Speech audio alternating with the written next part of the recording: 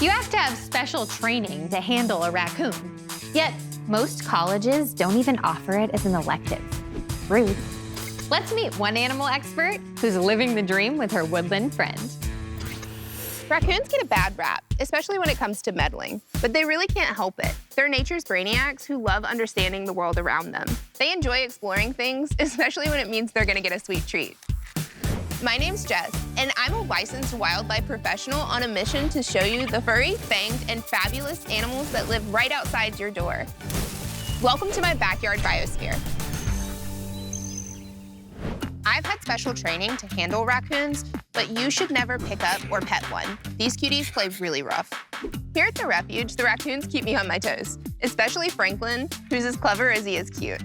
Franklin is a North American raccoon, and they're highly adaptable, so they've learned to live in rural and even suburban areas. They have remarkable dexterity and incredible intelligence. Studies have shown that raccoons can solve puzzles, complete complex tasks, and have even outperformed dogs and cats on IQ tests. Oh, you cheater! Raccoons also have excellent memories. Studies have shown that they can recall solutions to tasks years after learning them. To show you just how smart Franklin is, I'm gonna give him a brand new puzzle that he's never seen before, just to see if he can figure it out. We're a couple seconds in and he's already gotten some. He's kind of cheating. Instead of turning these cups upside down, he's just sticking his hand in it to get the treats out. That's another fun thing about raccoons. They're very dexterous. They don't have opposable thumbs, but their digits are still very nimble. They explore the world with their hands the way that humans explore the world with their eyes. When raccoons are rummaging through your trash, they're not just being nosy. They're running a full sensory diagnostic. On each one of their front paws, they have micro bristles that help to detect temperature, texture, and shape. Good job, buddy. Whoa. They pant like this when they're excited. Each paw has 4 to 5 times more mechanoreceptor cells than most other mammals. These cells are specialized neurons that respond to things like touch and movement. Almost 75% of a raccoon's cerebral cortex is devoted to processing touch. Humans, on the other hand, only use about 10% of their cerebral cortex for processing touch. You're really getting in there, huh? And look at that, he's almost got all of the treats out of this puzzle. Good job, buddy.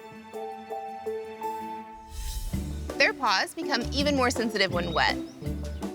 Oh, what is that? Can I get a better feel on that? So a lot of people think that raccoons are washing things when they put it in water, but that's not actually true. They put things in water to get a better feel of it. Water makes a raccoon's hands even more sensitive.